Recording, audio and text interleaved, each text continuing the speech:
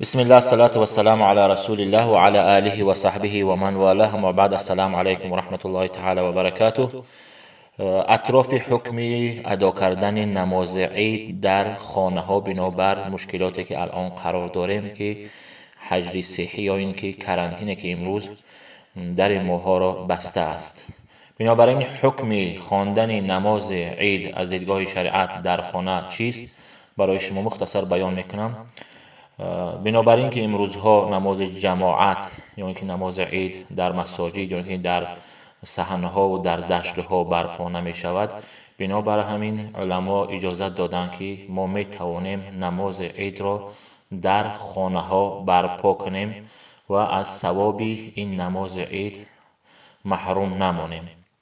خب نماز عید موافق مذهب خودمان حکمش واجب هست و ما می توانیم که در خانه ها به شکل جماعت همراه عائله هامون بخوانیم، یا اینکه اگر تنها باشیم می توانیم که نماز عید تنها بخوانیم.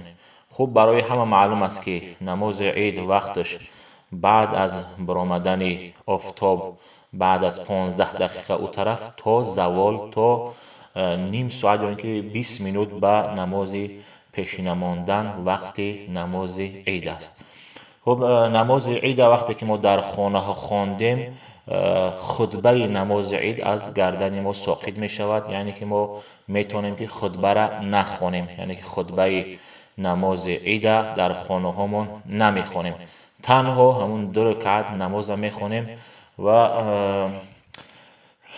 خواندنش، یعنی که طریق خواندنش نیت کردم بگذارم 2 رکعت نماز عید فطر با جمله تکبیراتش که واجب این وقت است، روی آوردن به قبله من جهت خانه کعبه. اگر تنها باشی خالص لله اقتدا نمیگوی، خالص لله تعالی الله اکبر. اگر از پشت امام باشی و برای جماعت خوانده باشین، پس شما اقتدا کردن به امام حاضر ایستاده میگید. سپس خواه امام باشی خواه مقتدی باشی، بعد از تکبیر تحریمه سبحانك اللهم خوانده می شود.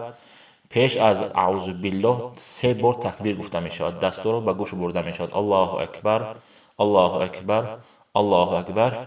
سپس اعوذ بالله و بسم الله را سرا پس می خوانیم و شروع می کنیم به بلند خواندن سوره الحمد و ضم سوره می کنیم. بعد از آن تکبیر رکوع می رویم مثل نمازهای هر وقته. بعد از آن باز می خیزیم برای رکعت دوم، بسم الله گفته سرا الحمد می خوانیم. بعد از آن سوره ضم می کنیم. بعد سوره ضم کردن رکوع نمیریم، بلکه تکبیر میگیم، دستها رو به گوش میبریم، 3 بار به گوش میبریم. مراتب 4 دستا رو به گوش نبرده رکوع میکنیم، یعنی که تکبیر 4 این تکبیر رکوع است. پس از آن مثل همین نمازها رکوع میکنیم و سجده میکنیم و سلام میدهیم، ان شاء الله که اجر نماز عید گرفته هستیم. و در این روزها بعضی سنت هایی که ما میتونیم استفاده کنیم، استعمال کنیم، یعنی که سحر خسته لباس زیبا میپوشیم، اگرچه در خانه هم باشیم خوشبویی میکنیم، اگر مسواک داشته باشیم مسواک میزنیم. بعد از آن تکبیر میگوییم، تکبیرهایی که در یکی از شعارهای مسلمان ها است که در روزهای عید باید گفته شود. بعد از آن تکبیر میگوییم و در خانه ان شاء الله می نشینیم اگر امکان بیرون برآمدن نباشد. و یکی از سنت های دیگر هم این بود که وقتی که اصحاب رسول صلی الله علیه و سلم با رسول صلی الله علیه و سلم در روزهای عید وا میخوردند، به یکدیگر میگفتند که خدا از ما و شما قبولش بگرداند.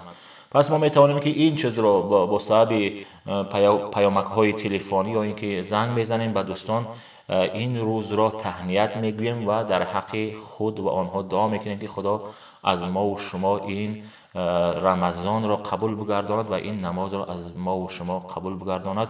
در حق بنده دعا را فراموش نکنید. و السلام علیکم و رحمت الله تعالی و برکاته.